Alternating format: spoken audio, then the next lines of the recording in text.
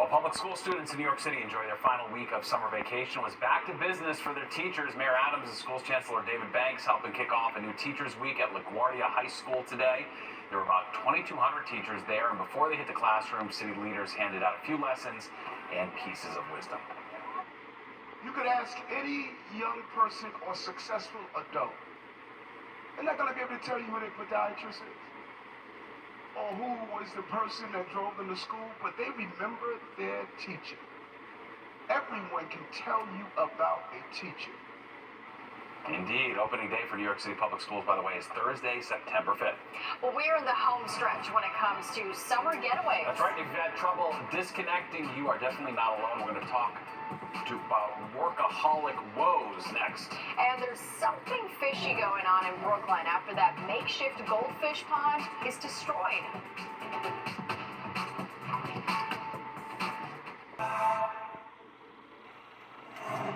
Well, as summer wraps up and those vacation days dwindle, we're getting a clear picture of just how many of us have trouble unplugging from work. That's right. As Fox 5 Jessica Formoso shows us, there are two distinct categories, the hard worker and the workaholic.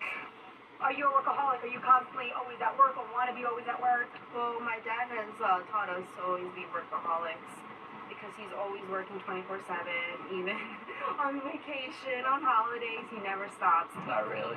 Almost, which is why I quit work 15 years ago this month. A workaholic is a person who works compulsively, always working long hours, even on holidays when they have the option to be off. How many hours do you work a week?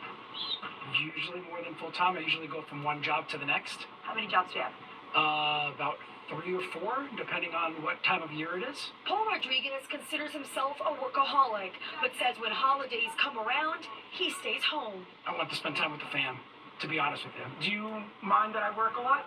Do you mind that Daddy works a lot? No. You like when he works? Yes. Does that mean you get a lot of toys? Yes. It can't be all work all the time. Being on the clock constantly can have negative effects on your health and personal life, ruining relationships. They don't have the chance to enjoy the life because more than work, we have to enjoy the result of our work with our family or with our friends. Good advice from Giselle. After all, it all comes down to balance.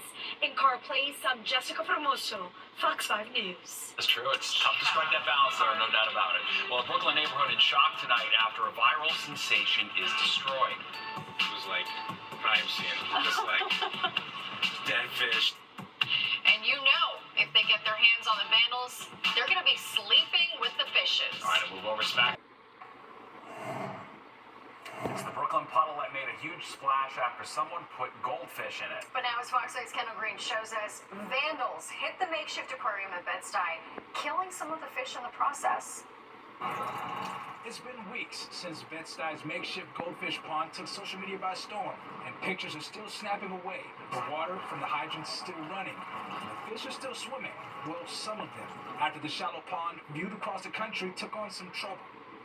It was like crime scene. Dead fish. I buried a few tonight. Jaquan Irving, a part of the crew keeping the fish afloat, tells Fox 5 it wasn't Monday night storm that did the damage.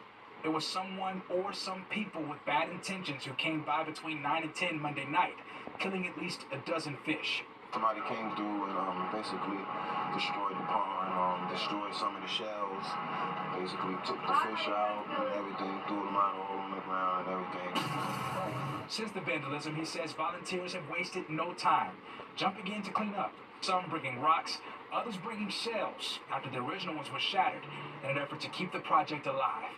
Originally created after Bed-Stuy residents noticed a flooded tree pit caused by a leaky fire hydrant and decided to turn it into an impromptu aquarium. Devon has been working with the crew around the clock so far. So we just had shifts. Like first we just made it deeper, we're cleaning it out, and then next shift was working on more of the landscaping. So this happened spontaneously, and like everyone started coming out. Their hope is to keep the pond open for the people who enjoy it as long as they can before they eventually give the fish away to kids in the neighborhood. We just want to take the high road. Just want to do the high road, you know what I mean? And just chalk it up and, just because we got the community is just keep pushing us. In Bed-Stuy, Brooklyn, Kendall Green, Fox 5 News.